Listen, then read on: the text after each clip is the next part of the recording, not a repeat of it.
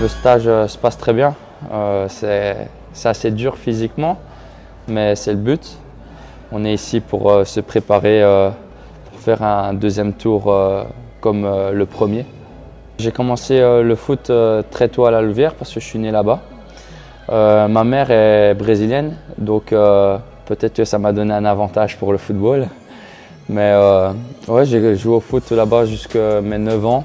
Puis je suis resté dans la région, Mons.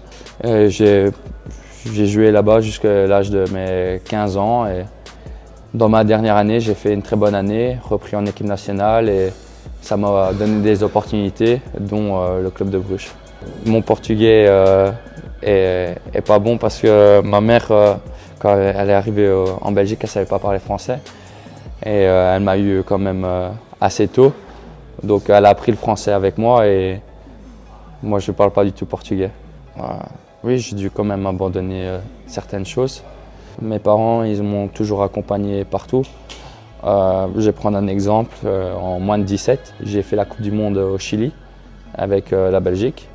On termine 3e, je suis resté 1 mois et demi là-bas. Et il y avait beaucoup de parents qui étaient là la première semaine, dont mon papa. Et ils sont tous partis, sauf mon papa. Mon papa est resté tout le temps avec moi là-bas pendant 1 mois et demi. Il est resté tout seul, mais comme ça, il était avec moi pour voir mes matchs et ça me donne une énergie supplémentaire. En tant que footballeur, on veut toujours jouer plus. Parfois, je comprends des choix, parfois je ne les comprends pas, mais le plus important, c'est de rester professionnel et de travailler pour que la semaine d'après, j'ai des chances de jouer. Ben, j'espère, comme j'ai dit, que l'avenir sera beau, tout simplement, parce que pour l'instant, on mérite le titre de champion, il faut le dire.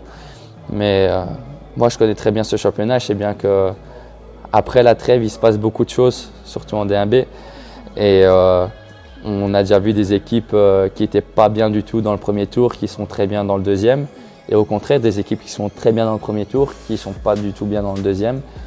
L'année passée, il y a eu un bel exemple avec le Berscott. Premier tour, ils étaient très très forts. Deuxième tour, moins bien. Et dans la finale, ils ont craqué. Donc, rien n'est jamais joué d'avance. Mais je pense que si on garde notre sérieux et qu'on est concentré à chaque match comme on l'a été jusqu'à maintenant, je pense qu'on sera le favori encore pour le deuxième tour. Sans lui, je ne suis rien. Et sans eux non plus.